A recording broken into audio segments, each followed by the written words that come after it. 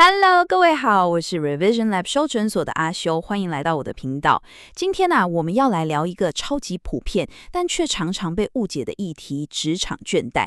你可能觉得心好累，不想上班，是不是我抗压性太差？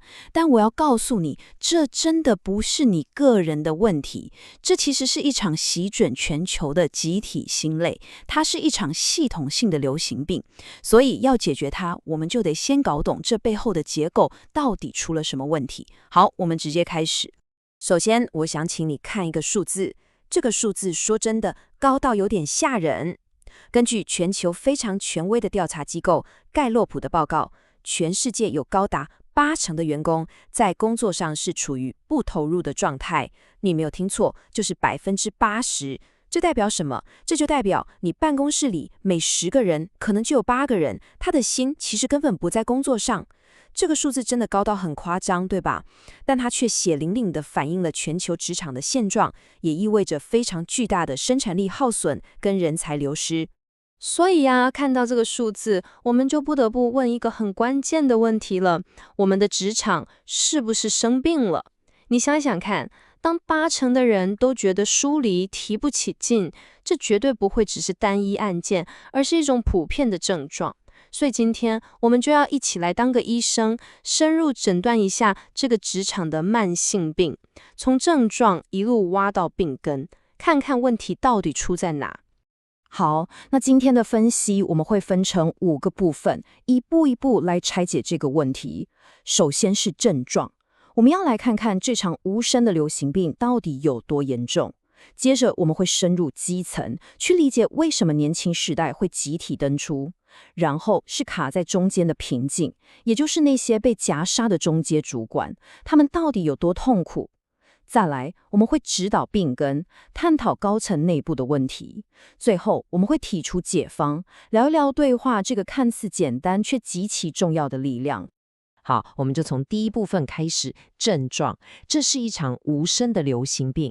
我们要来解构这个高达80%的梳理危机，它到底是由哪些成分组成的？根据盖洛普更详细的数据分析，真正对工作充满热情、积极投入的员工，其实只占了21%。那剩下的将近80%里面呢，有高达62%的人是属于安静离职，也就是我们现在常常听到的躺平族。他们人还在公司，每天也准时上下班，你交代的工作他会做完，但也就仅此而已。你希望他多做一点，多想一步，抱歉，门都没有。那更糟的是，还有17% 的人是积极不投入，这群人就更麻烦了。他们不只是不配合而已，甚至还会在公司里制造混乱，散播负能量，就像是团队里的破坏者。这2群人加起来就构成了那个非常庞大的80%。接下来这点超级重要，我们把视角转到基层员工，来看看为什么现在的年轻世代会集体登出。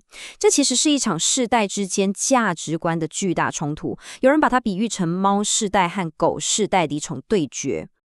什么是狗世代呢？主要指的是 X 世代或更早期的主管们，他们的价值观非常看重忠诚跟责任感。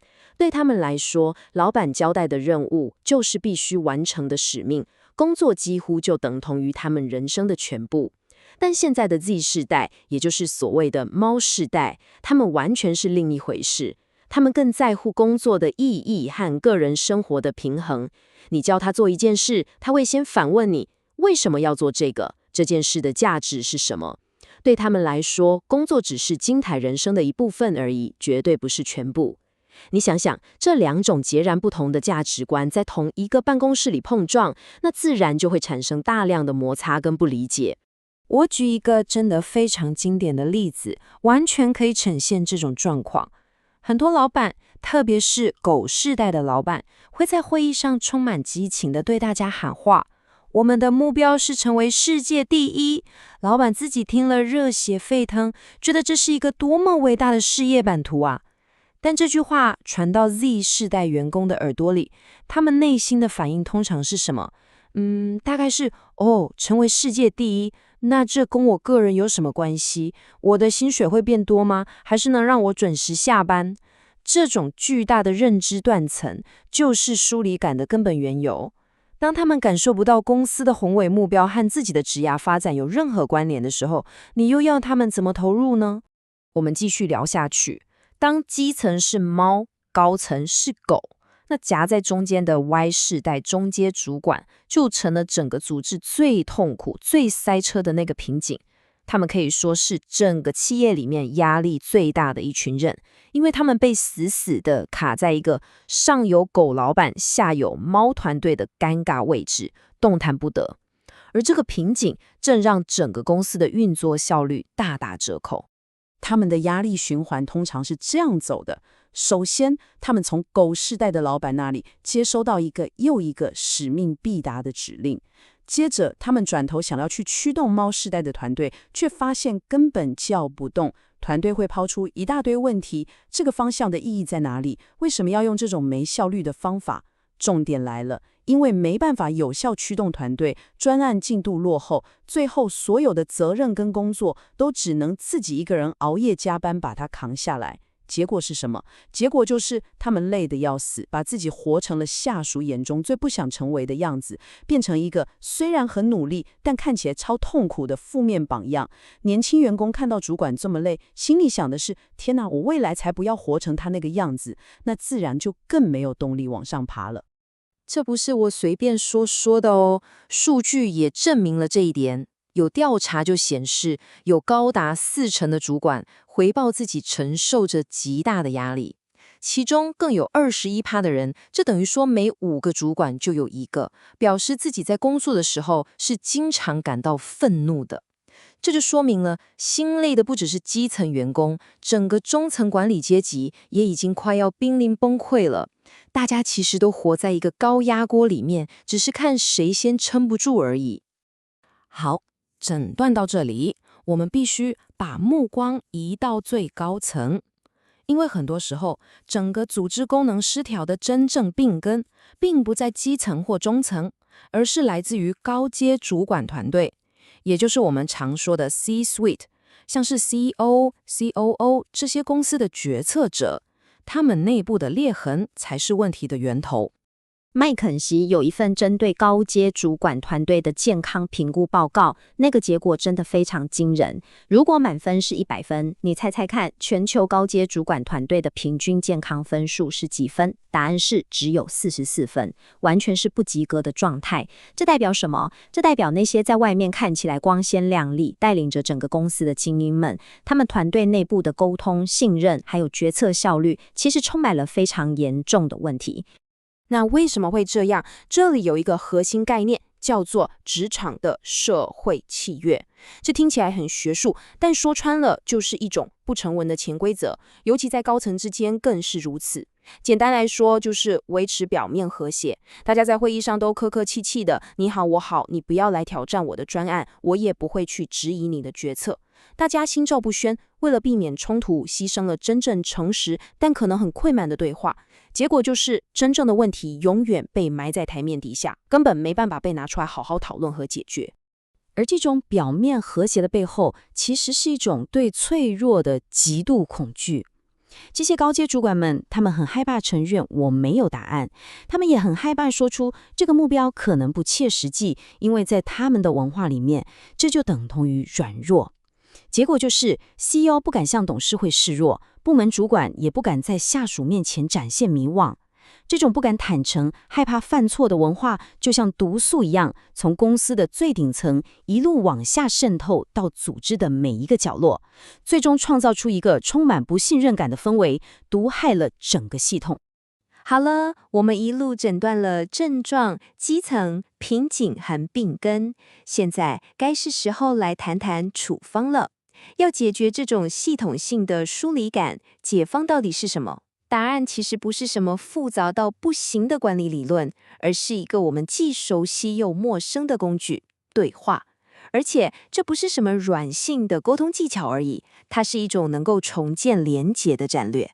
你可能会想说，前面讲了这么大的系统性问题，那解方肯定很复杂吧？是不是要导入什么新的管理系统，还是要花大钱请顾问公司来做组织重整？其实啊，都不是。真正的解方出乎意料的简单，但执行起来却需要极大的勇气。没错，解方就是回归到最基本的人类互动，真诚的、人性的对话。你可能会觉得这听起来很像废话，对吧？但你仔细想想，当一个组织失去了真诚对话的能力时，人和人之间的连结就会断裂，信任感会消失，每个人都会变成一座为自己奋斗的孤岛。反过来说，重建对话就是重建信任、重建连结，让整个组织重新活过来的开始。那什么才算是有效的对话？这里有5个关键的支柱，也是我们可以开始练习的地方。第一，倾听是为了理解，而不是为了反驳。我们太多时候都只是在等对方讲完，然后脑子里想的都是怎么反驳他，对吧？真正的倾听是先把你脑袋里的反驳声音关掉，去理解对方为什么会这样想。第二，接受情绪是一种有效的数据。当你的员工表达沮丧或愤怒的时候，不要急着跟他说你不要想太多，而是把它当做一个重要的警讯来理解，是什么让我的团队感到这么沮丧。第三，不要急着给答案或修复问题，尤其是身为主管，我们很容易有解决问题的冲动，但有时候团队需要的只是一个被充分倾听、感受被理解的空间。第四，创造心理安全感，这一点最难也最重要，就是要让团队成员敢于说真话，敢于挑战现状，而不用害怕被秋后算账。最后，先建立连结，再解决问题。当人与人之间有了信任的基础，再困难的问题都能坐下来一起面对。没有连结，任何管理工具都只是空谈而已。最后，留给大家一个问题思考：有没有可能，在这个充满变动的时代，一个领导者最强大的举动，已经不再是下达一个命令，而是提出一个好问题，然后真正地、专注地去倾听那个答案？这或许就是打破僵局、重建信任的真正起点。好，总结一下今天的重点：第一，职场倦怠是个普遍的系统性问题，高达80%的疏离感真的不是个人抗压性不足。第二，世代价值观的冲突是核心原因之一，猫世代追求意义，狗世代讲求忠诚，夹在中间的 Y 世代主管压力真的爆表。